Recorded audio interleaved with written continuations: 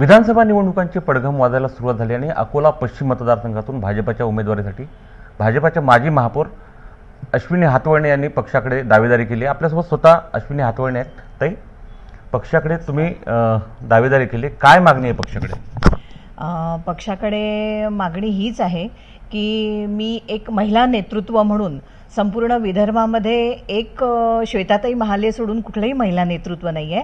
तर पक्षाकडे माझी अशी मागणी आहे, माझी अशी विनंती आहे की यावेळेला पक्षाने माझा विचार करावा, एक महिला म्हणून मला संधी द्यावी। बस एवढीच मागणी मी करते पक्षाकडे। महापौर पदानंतर म्हणजे 2007 नंतर तुम्ही सक्रिय राजकारणापासून फार दूर होता। तुम्ही इतर क्षेत्रात जरी काम करत होता तरी राजकारणापासून तुमचं बरंच अंतर तुम्ही राखलं होतं।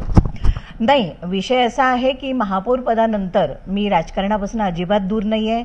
मी पक्षाच्या माध्यमातून मला विविध पदं मिळालेली आहेत, शहर उपाध्यक्ष राहिलेली आहे, प्रदेश कार्यकारिणी सदस्य राहिलेली आहे, जिल्हा मोर्चाची महिला आघाडीची प्रभारी राहिलेली आहे। याच्या माध्यमातून मी नक्कीच सक्रिय आहे आणि विविध समाजकार्यसुद्धा माझं चालूच आहे। ताई, पक्षात अनेक लोकांनी पक्षाकडे दावेदारी केली। सर्वात जास्त जी संख्या आहे इच्छुकांची ती अकोला पश्चिममध्ये आहे।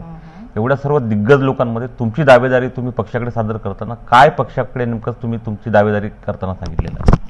मी पक्षाकडे पक्षश्रेष्ठींना एवढंच सांगितलं आहे की माझं एक स्वच्छ रेकॉर्ड आहे। मी महापौर राहिल्यामुळे नक्कीच प्रशासनाचा पण अधिकार आहे, राजकीय अनुभव आहे, काम करण्याच्या पद्धतीचा अनुभव आहे आणि पुन्हा तेच म्हणेल की एक महिला निश्चितपणे शिस्तीत काम करू शकते, तिचं विजन खूप छान असतं आणि विकासाची दृष्टी तिला असते। तेव्हा आणि लोकांचा माझ्यावर प्रचंड विश्वास आहे आणि प्रचंड मला पाठबळ लोकांचं आहे। हे सगळे पॉईंट्स मला असं वाटतं सफिशियंट आहे। मी पक्षाकडे ह्याच्यासाठी दावेदारी मागितलेली आहे। बाजूचा अमरावती जिल्हा आहे तो ताईंचा जिल्हा म्हणून ओळखला जातो, मात्र अकोला जिल्ह्यात कोरपे ज्या होत्या, कुसुमताई कोरपे, त्यांच्यानंतर जिल्ह्याला आमदार मिळाला नाही महिलांना। कोणत्याच पक्षानं महिलांना उमेदवारी दिली नाही किंवा निवडून आली नाही। तर महिला म्हणून पक्षाकडे जेव्हा दावेदारी करताना पक्षाकडे काय मांडलंय तुम्ही? मी पुन्हा तेच सांगेल की पक्षाकडे मी राजकीय, सामाजिक सगळ्या सोशल गोष्टी, मी विद्यार्थी परिषदेचं काम केलेलं आहे, त्याच्यामध्ये पदं भूषवलेली आहेत। त्याच्यानंतर मी राष्ट्रसेविका समितीचं पण काम करते। माझं बॅकग्राऊंड पूर्ण संघ परिवाराचं आहे। माझ्या आदरणीय सासूबाईसुद्धा विद्याभारतीचं काम करतात।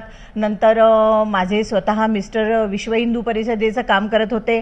आम्ही पक्षाशी एकनिष्ठ आहोत, लोकसभा असो किंवा विधानसभा असो, आम्ही कायम आदरणीय लालाजी, आदरणीय संजूभाऊ आणि आता आदरणीय अनुभव आणि आदरणीय रणधीरभाऊ सावरकर यांच्यासाठी काम केलेलं आहे आणि पक्षाशी कधी प्रतारणा केलेली नाही। काही मिळालं नाही तरी सुद्धा पक्षाशी एकनिष्ठ आहोत आणि याही पुढे मी सांगते की कधीच प्रतारणा होणार नाही आमच्या कुटुंबाची, कारण आम्ही संघ परिवाराचा परिवार आहे आमचा, त्याच्याशी आम्ही एकनिष्ठ आहोत।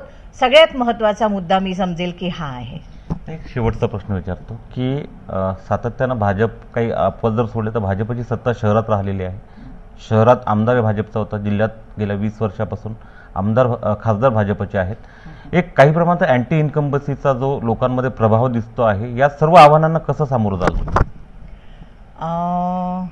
आव्हानांना सामोरं जाईल, कारण आमचे आदरणीय लालाजी यांनी प्रचंड विकास कामं केलेली आहेत। आता संजूभाऊंनी पण खूप कामं केलेली आहेत। आदरणीय रणधीर भाऊ, आदरणीय अनुभव धोत्रे हे सुद्धा खूप विकास कामं करतात आहेत। तर तो बेस तर आहेच, ती परंपरा मी पुढे चालू ठेवणार आहे, लोकांना तो विश्वास देणार आहे आणि अनेक प्रोजेक्ट्स डोक्यामध्ये आहेत। मला असं वाटतं मला पण प्रशासकीय अनुभव आहे आणि कामं करण्याची इच्छा आहे, विकासाचं विजन आहे। तर लोकांनी स्वतःला असुरक्षित मानू नये, प्रचंड विश्वास ठेवावा आणि निश्चितपणे अकोल्याचा विकास होणारच याच्यावर विश्वास ठेवावा आणि ही खात्री मी देते। संघ विचार, संघनिष्ठा हाच आपला खरा विचार आहे आणि पक्षानं दिलं काय नाही दिलं काय पुढेही भाजपचं काम करत राहू। मात्र एक महिला म्हणून पक्षानं जरूर आपला विचार करावा अशी अपेक्षा अश्विनी हातवळणे यांनी व्यक्त केली आहे। उमेश अरोणे, एबीपी माझा, अकोला। एबीपी माझा, उघडा डोळे बघा नीट।